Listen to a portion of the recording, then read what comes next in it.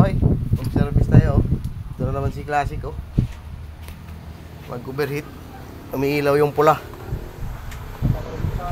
Yung red overheat. Tapos nung chinek up ko, ito na siya oh. Naghalo to. The moment of truth. Kasi dalawa lang hinalaan ko dito eh. Tatlo. Thermostat, yung relay, tsaka yung water pump. Yun lang talaga. Kasi may dala na akong thermostat, tsaka yung sensor. May dala na ako. Moment of truth. Aray mo. Oh, ayan na siya oh. Aray. Ang lalaboy. Gastos talaga to.